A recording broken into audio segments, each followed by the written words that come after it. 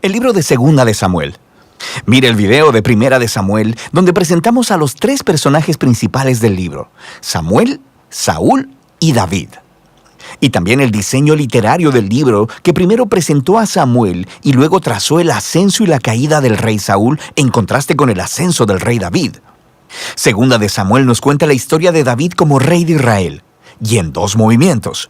Hay una temporada de éxito y bendición, seguido de un gran fracaso moral y sus tristes consecuencias. Y luego, el libro termina con una bella conclusión que reflexiona en lo bueno y lo malo en la vida de David, generando la esperanza de un futuro rey que vendrá de su linaje. Así que Segunda de Samuel continúa después de la muerte de Saúl, y David sorprende a todos componiendo un largo poema en donde lamenta la muerte del mismo hombre que intentó asesinarlo. Una vez más, el autor está presentando la humildad y la compasión de David. Él es un hombre que lamenta la muerte de incluso sus propios enemigos. Después de esto, David experimenta una temporada de éxito y bendición de Dios. Todas las tribus de Israel vienen delante de David y le piden que unifique todas las tribus como su rey. Así que lo primero que David hace como rey es ir a la ciudad de Jerusalén y conquistarla, y la establece como la ciudad capital de Israel, y le pone el nombre de Sión. Y a partir de ahí, David continúa y gana muchas batallas y expande el territorio de Israel. Ahora, después de hacer a Jerusalén la capital política de Israel, también quiere convertirla en la capital religiosa. Así que hace que el arca del pacto sea trasladada a la ciudad. Y luego, en 2 de Samuel 7, él le dice a Dios que como Israel ya tiene un hogar permanente, él piensa que la presencia de Dios también debería tener una casa permanente. Así que pregunta si puede construir un templo para el Dios de Israel. Pero Dios le dice a David: gracias por pensarlo, pero más bien yo te construiré una casa, una dinastía. Ahora, 2 de Samuel 7 es un capítulo clave para entender la narrativa de toda la Biblia.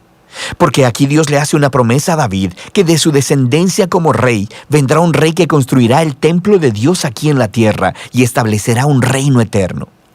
Y esta es la promesa mesiánica a David que se retoma y desarrolla en el libro de Salmos y también en los libros de los profetas. Y este rey se conecta con la promesa de Dios a Abraham.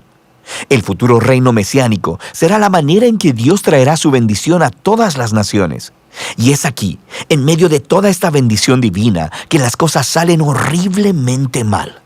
David comete un error fatal. No fatal para él, sino para un hombre llamado Urías, uno de los mejores soldados de David. Desde su terraza, David mira a Betsabé, la mujer de Urías, tomando un baño. David la busca, se acuesta con ella y la embaraza. Y luego trata de encubrir todo, asesinando a Urías y casándose con ella. Es simplemente horrible. Así que cuando David es confrontado por el profeta Natán acerca de todo esto, él inmediatamente reconoce todo lo que ha hecho. Es quebrantado, se arrepiente y pide perdón a Dios, y Dios lo perdona. Pero Dios no quita las consecuencias de las decisiones de David. Y así como resultado de su horrible elección, la familia de David, su reino, se desmorona. Y eso hace de esta sección una historia trágica, como la de la caída de Saúl. Los hijos de David terminan repitiendo los errores de su padre, pero de maneras aún más trágicas. Amnón abusa sexualmente de su hermana Tamar, y luego el hermano de ambos, Absalón, se entera de todo esto y manda a matar a Amnón. Y luego Absalón va y trama un plan secreto para derrocar a su padre David, y empieza una rebelión a gran escala. Así que, por segunda vez, David es obligado a huir de su propio hogar y a esconderse en el desierto, excepto que en esta ocasión él no es inocente.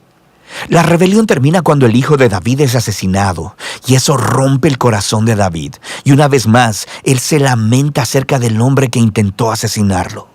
En los últimos días de David, lo encontramos de vuelta en el trono, pero como un hombre quebrantado. Está herido por las tristes consecuencias de su pecado. El libro concluye con un bello epílogo, con historias que están en orden cronológico, pero tienen un diseño literario simétrico realmente genial. El par externo de historias vienen del reino temprano de David y comparan los fracasos de Saúl y los de David, y cómo ambos lastimaron a otras personas por sus malas decisiones. El par interno de historias son sobre David y su grupo de hombres valientes que fueron a luchar contra los filisteos. Y lo interesante es que ambas secciones tienen una historia de la debilidad de David en batalla. Así que, en contraste con las historias victoriosas de David de los capítulos 1 al 9, aquí vemos a un David vulnerable que depende de la ayuda de otros.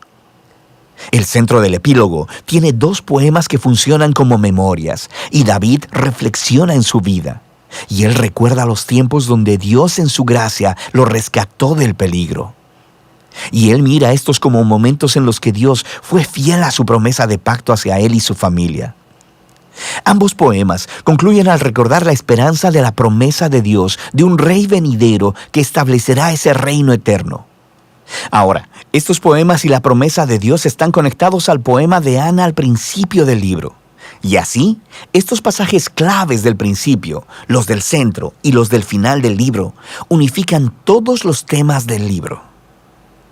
A pesar de la maldad de Saúl y David, Dios siguió obrando sus propósitos redentores, y Dios se opuso a la arrogancia de David y de Saúl, pero exaltó a David cuando éste se humilló. Así que la esperanza futura de este libro va mucho más allá que David mismo. Mira hacia el futuro, al rey mesiánico, que un día traerá el reino y la bendición de Dios a todas las naciones. Y de eso se trata el libro de Samuel.